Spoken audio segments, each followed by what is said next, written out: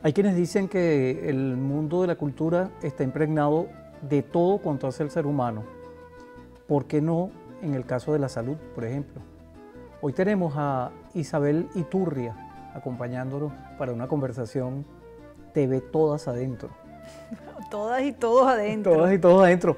Aunque a nosotros nos gusta decirlo en femenino, ¿sabes? Bueno, Sí. es que son muchos años de hegemonía masculina Ajá. y es necesario reconquistar esos espacios, ¿no? El presidente Chávez lo visibilizó claramente desde la Constitución hasta el verbo cotidiano. Además aquí tenemos una buena representante para defender esas causas y además defenderlas del campo de la cultura y específicamente del campo de la salud, porque Isabel, como lo saben, todas y todos, se desempeña como directora del cardiológico infantil Gilberto Rodríguez Ochoa. ¿Conociste a Gilberto? ¿A Gilberto Rodríguez Ochoa? Sí, vale, yo tuve la oportunidad de conocer a Gilberto en Amazonas. Gilberto era el director regional de salud del estado Amazonas, estando yo terminando la carrera de medicina, en eso que llaman el ruralito, un periodo de 4 meses en el que uno está trabajando en un ambulatorio, un centro de salud pequeñito, y yo pedí expresamente irme a la punta más sur de Venezuela, San Carlos de Río Negro, que es el pueblo más al sur, ya cerca del punto triple de frontera con Brasil, Colombia y Venezuela, en el medio de Amazonas, en la punta sur de Amazonas más bien. Y era Gilberto Rodríguez Ochoa el director de salud de ese estado, y él personalmente se encargaba de reunirse, de conversar, de darnos clases y de compartir saberes con los estudiantes que íbamos a hacer pasantía en las distintas comunidades del estado Amazonas. Y ahí lo conocimos, ¿no? Sí, disculpa que te interrumpa, pero su nombre se le coloca como epónimo al hospital. Él venía de trabajar como ministro del presidente Chávez y se le coloca como epónimo al hospital, pero a mí me gustaría, ya que tú lo conociste y que sabes de la hermosa persona que fue Gilberto y además del hermoso y bien consistente profesional de la salud, ¿qué tiene el Hospital Cardiológico Infantil Latinoamericano Gilberto Rodríguez Ochoa de ese nombre, de Gilberto? ¿Qué tiene? Bueno, yo creo que desde los orígenes fue Gilberto siendo, como tú comentabas, ¿no?, el primer ministro de salud de la Revolución Bolivariana, el primer ministro de salud de Chávez, en una visita al cardiológico infantil, al JM de los Ríos, que hizo Gilberto con el presidente Chávez, que el presidente tuvo como que ese palpar de manera directa las necesidades de la gente, ¿no? Esas madres de los niños con cardiopatías congénitas que estaban siendo vistas en el servicio de cardiología del JM de los Ríos, pero que no tenían oportunidad de ser operados sus niños, bueno, porque no había la posibilidad ni la capacidad en Venezuela. En el año 1998, justo un año antes de la revolución, lo que se operó en todos los hospitales públicos de Venezuela, sumando cirugía y cateterismo, fue 141 intervenciones.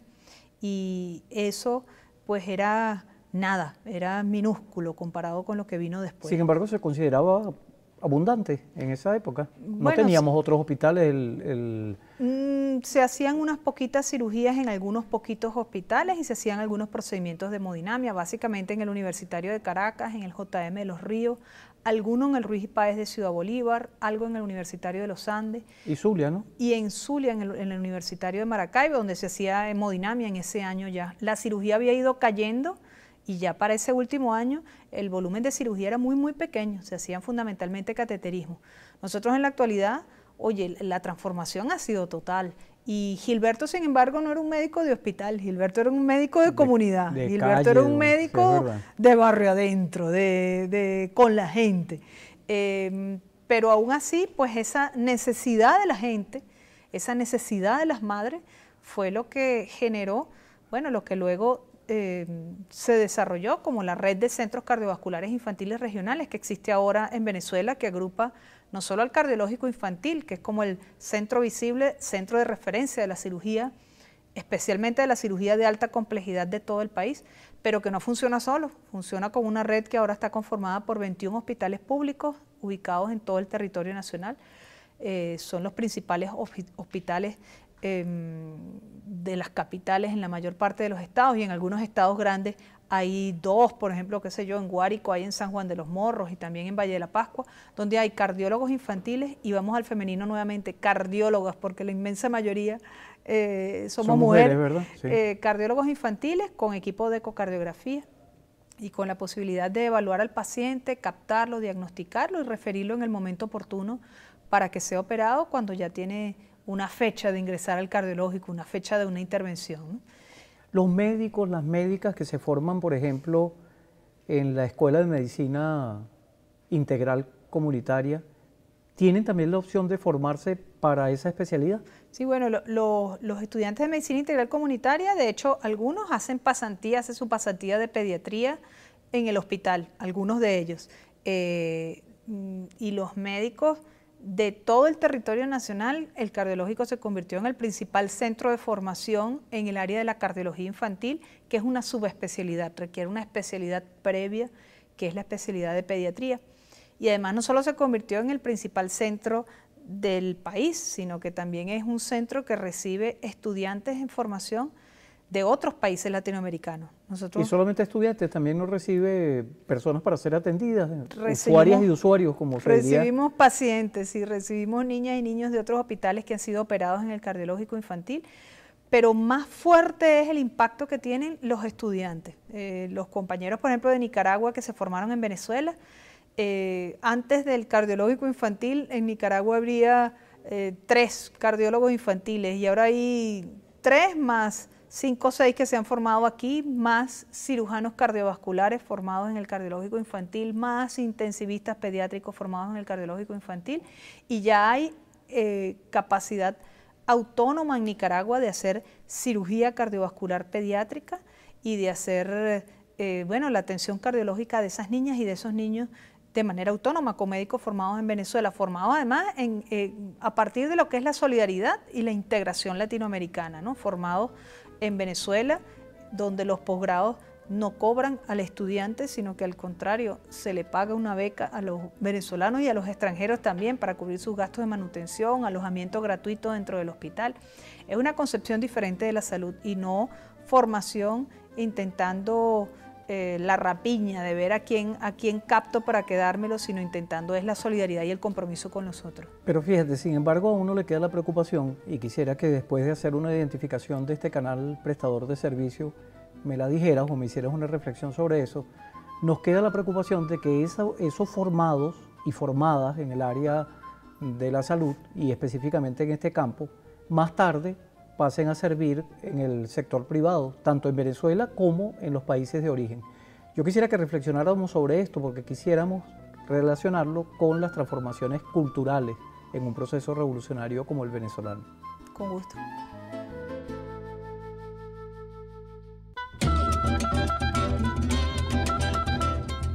Qué bueno que ustedes se mantengan allí, amigas y amigos, usuarias y usuarios, porque estamos conversando con la doctora Isabel Iturria, directora del Cardiológico Infantil Gilberto Rodríguez Ochoa. Estamos hablando de un tema cultural, o lo dejamos pendiente del segmento anterior, la relación entre el ejercicio de la profesión, la formación en ese campo, y cómo muchas veces los médicos, después que se gradúan, casi pasa en todas las profesiones, pero especialmente en el caso de los médicos y las médicas, que después empiezan a sentirse como riquitos, ¿no? O como riquitas, y a querer vivir solamente del servicio privado, y se olvidan de una oferta que se hace en Revolución en Venezuela, que es esa de formarlos para el servicio colectivo.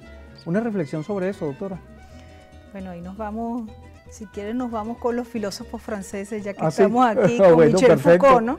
El nacimiento de la clínica, ¿no? De cómo aprendemos en los hospitales públicos, en los cuerpos de los pobres, para luego tratar a los ricos. O nos vamos con José Gregorio Hernández, ¿no? También, que es una misma filosofía, pero... De allá a nuestra tierra, ¿no? Que no queremos ser, ¿cómo hacer?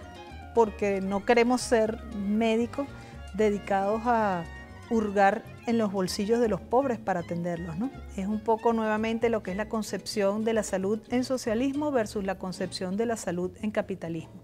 Lo que es la salud entendida como derecho, y ahí la constituyente tiene que reforzar lo que nos dimos en la Constitución del 99, las venezolanas y los venezolanos, versus la salud entendida como una mercancía. Y ante ese problema de la rapiña médica, un poco lo que conversábamos antes, ¿no? Otros países del mundo, pues cuando dan oportunidad de posgrado a un latinoamericano es para ver con cuáles se quedan, ¿no?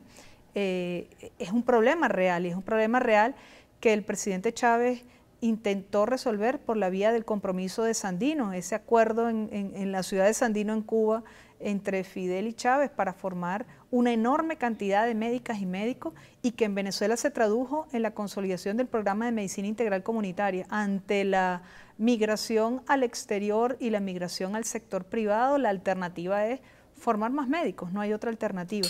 Y dentro del caso particular de Venezuela, en el ámbito de la salud cardiovascular pediátrica, la migración al sector privado ha tenido variaciones, ¿no? El hecho real en la actualidad es que más de 85%, y así desde que abrió el cardiológico infantil, más de 85% de la cirugía de cardiopatías congénitas del país se hace en el sector público, se hace en el cardiológico infantil. Es diferente en otro tipo de patología.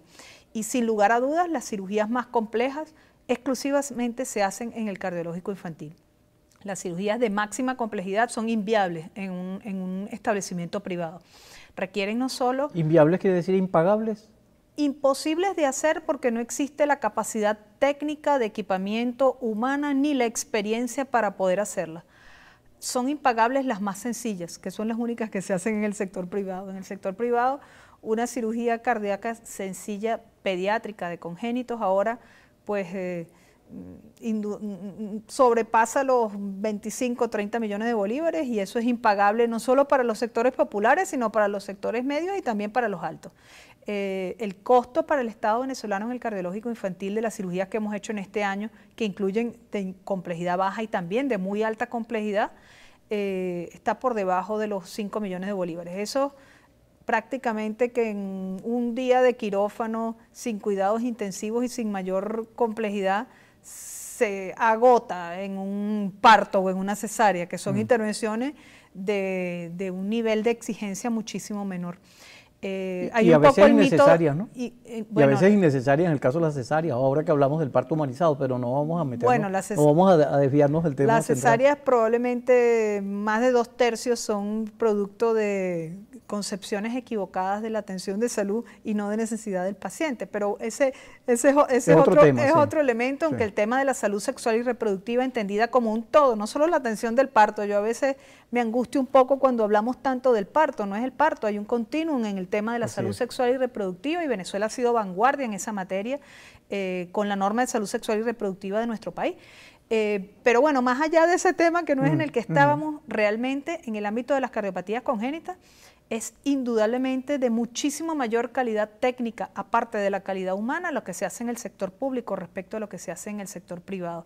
Y eso, bueno, continúa siendo un reto, y continúa siendo un reto además en lo cultural y en lo ético, porque no solo es necesario que esos profesionales que deciden dedicar su vida al servicio en el sector público, pues tengan un reconocimiento en lo económico, que a veces está muy por debajo de lo que deberían tener, de lo que deberíamos tener, sino que también el reconocimiento en lo ético y en lo humano es fundamental, ¿no? Quizás porque ha habido algunos ejemplos negativos, algunos han empezado a generalizar a que los médicos son unos ladrones o que los médicos no quieren trabajar, y eso es absolutamente falso. Yo creo que la mayor parte de las médicas y de los médicos de Venezuela, tanto integrales comunitarios como de las escuelas de formación habituales de nuestro país, tenemos un núcleo muy fuerte de ética y de solidaridad y de compromiso con los pacientes. Y es algo que es necesario también reivindicar, también es necesario reconocer socialmente y no solo económicamente a quien está dispuesto a trabajar los 365 días del año y las 24 horas del día para cuidar a un niño que no es su hijo, pero que termina por ser nuestros hijos, ¿no? Y a quien escoge estas profesiones que requieren una formación profesional muy larga y muy compleja, y además un cotidiano lidiar con las emociones que se desahogan y que salen a flote en esos momentos entre la vida y la muerte. Estamos hablando de cirugía cardíaca y eso implica pues que algunos niños no los podemos salvar, y ese dolor y ese sufrimiento de la madre inenarrable, pues de algún modo también entra en los corazones de quienes allí trabajamos. Y también es de las cosas que a veces ahuyenta a algunos profesionales de estas especialidades, pero que a la vez tienen las enormes alegrías de ver luego a esos niños y esas niñas recuperados leyendo poemas en el patio del cardiológico, en el plan vacacional para niños operados, como ocurrió en esta semana de los 11 años del cardiológico, con más de 11.000 niños y niñas que han sido intervenidas desde que abrió el hospital y que nos alimentan y nos nutren nuestros corazones ahí donde está la sede del alma también, decían los antiguos, ¿no? De alguna manera se ha dicho, pero quisiera que lo enfatizáramos, ahorita con un monosílabo, un sí o un no, pero luego de la identificación del canal prestador de servicio vamos a profundizar algún temita de este, que es si el hospital es solamente de prestación de servicio o también es una escuela, ¿sí o no? Escuela y muchas cosas más. Entonces vamos a escucharlo en amplitud en el próximo segmento. Ya venimos.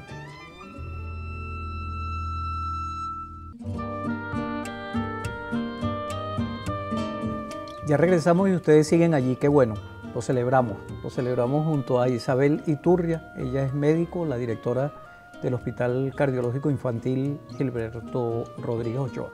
Casi se me traba la lengua, no se trabó, pero casi se me traba la lengua. Quedamos con una pregunta casi respondida, pero además dijiste ampliamente y mucho más. ¿Qué es y mucho más si el cardiológico es atención y es también educación? ¿Qué es ese y mucho más?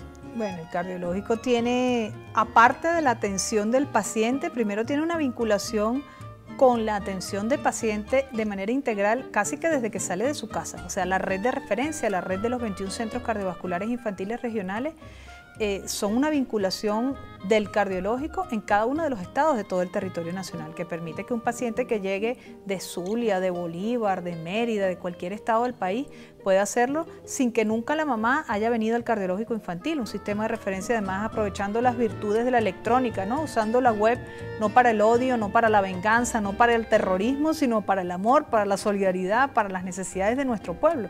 Y a través de la página web, en el RNAC, el Registro Nacional de Niños y Niñas en espera de cirugía o cateterismo, las cardiólogas infantiles de todo el territorio nacional registran al paciente con sus datos, con su patología, con la cirugía que proponen que se les haga y la información necesaria para que nosotros los podamos ir llamando a medida que pueden ser operados. Pero el cardiológico además es escuela de formación venezolana y latinoamericana en el ámbito de las cardiopatías congénitas, de cirugía cardiovascular pediátrica, de cardiología infantil, anestesia cardiovascular pediátrica, circulación extracorpórea, un conjunto de especialidades que se dictan dentro del cardiológico para médicos, para enfermeras y que además se extienden, bueno, a ese compartir saberes que se hace también en el Congreso Aniversario. Este año, en los 11 años, hicimos el Congreso de Cardiopatías Congénitas, que todos los años lo hacemos, este año dedicado a tronco común, una patología congénita muy compleja.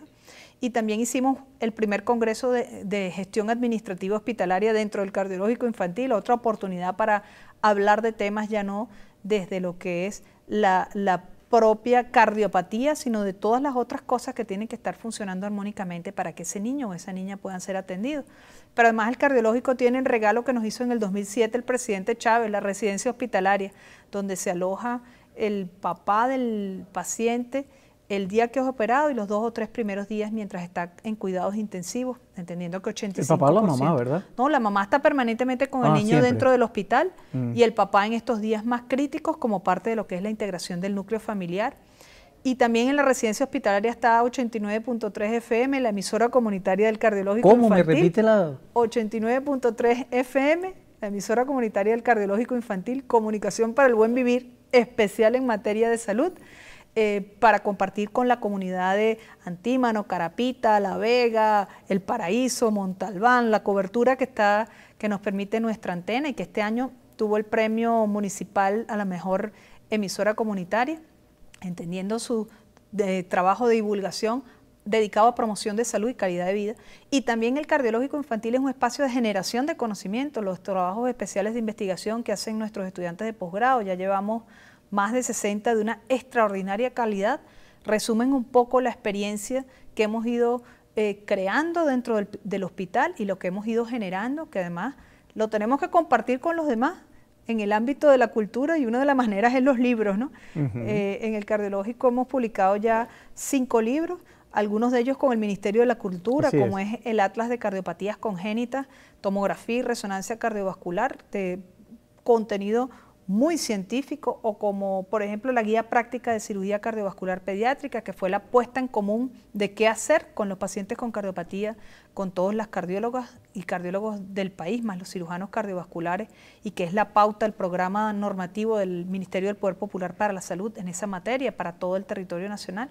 O también lo que fue el libro de los 5 años por el corazón de un pueblo, un libro en el cual resumimos todo lo que fue esta experiencia hermosísima de la gestación desde el alma del presidente Chávez hasta los bloques y cabillas y luego la puesta en marcha del cardiológico infantil en esos primeros años de funcionamiento, o los ya más vinculados con el paciente, que es la guía para padres y madres de niños con cardiopatía, o la guía para pacientes anticoagulados, que ambas están disponibles en nuestra página web www. ¿Todos están digitalizados? Están en digital estos 2 últimos que les dije, que son de orientación fundamental para pacientes y comunidad en general. Los otros, que son de una orientación más médica, están en papel, y este año esperamos sacar un par de libros más digitales, para lo cual también estamos aprendiendo y formándonos nosotros. Es un mundo diferente, pero que nos permite tener acceso incluso mucho más allá de nuestras fronteras. Fíjate, con lo que estás diciendo, yo me pongo a pensar que como que tenía razón el negrito ese que gobernaba allá en los Estados Unidos, cuando dijo que Venezuela es una amenaza inusual y extraordinaria para los Estados Unidos.